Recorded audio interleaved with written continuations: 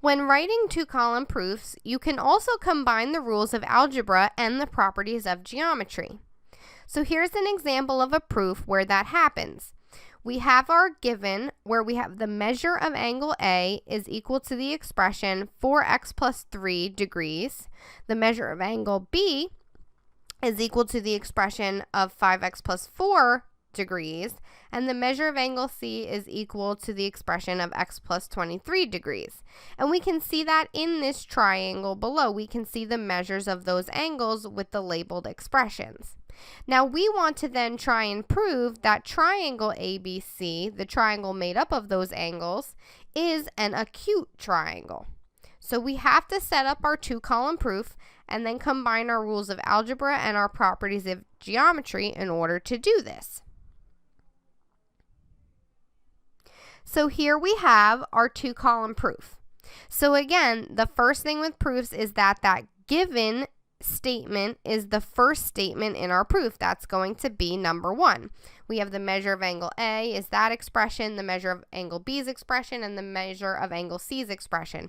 And the reason is given. That's the information you have. Now, we can then start to think about that given information and how we can use it.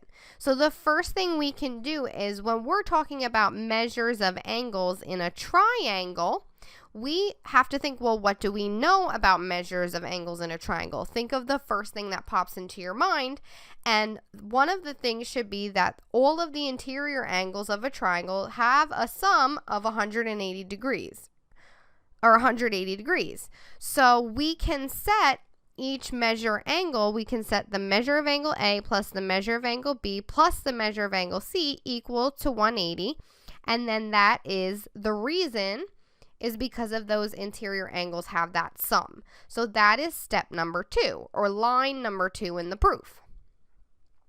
Now, we can then use the substitution property because we are trying to see what those angles are. Remember, the goal is to see that the triangle is an acute triangle. So we need to see what the measures of those angles are. And the only way to do that is to solve for that variable x. So the whole idea is you're trying to combine the geometry aspect of what you know about triangles to now move into the algebraic aspect to solve an equation for x to actually see the angle measures. So we have the measure of angle A, we have the expression 4x plus 3. The measure of angle B is 5x plus 4, and the measure of angle C is x plus 23. And again, what allowed you to replace, instead of writing m of angle A, we can write 4x plus 3 because of the substitution property. So that's the reason for that line. Same thing with the measure of angle B and the measure of angle C as well. We can make that substitution. Now to solve for x, we just go through our steps for solving an equation. To go to the next line, we would combine like terms. So that's the reason we're getting the statement 10x plus 30 equals 180.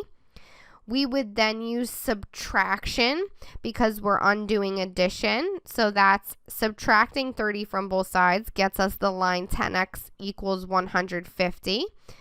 Then we have division. We can actually now solve for x and have the value by dividing both sides by 10. So division is the reason we get that line that x equals 15. So now remember, why did we want to solve for x in the proof? Well, that's because we wanted to find the measure of the angles. So we can, again, we can find those measures of the angles using substitution. So that's the reason for line 7 is we can use substitution to find the measures of the angles. We now have the measure of angle A is now 4 times 15 because it was 4 times x. So we're substituting in 15 for x.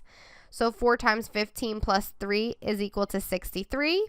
We have 5 times 15 plus 4 is equal to 79. And then 15 plus 23 is equal to 38. So we now have the measures of angles A, B, and C. So now we finally are able to prove that triangle ABC is an acute triangle. We've reached our goal.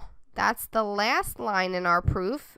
Statement 8, and the reason is the definition of an acute angle. You have that all 3 of these angle measures are less than 90 degrees, which means that's the definition of an acute angle, an acute triangle, is that all three measures are less than 90 degrees. So we've met that burden of proof. We've shown all of the statements and reasons to get us from our given to our proof.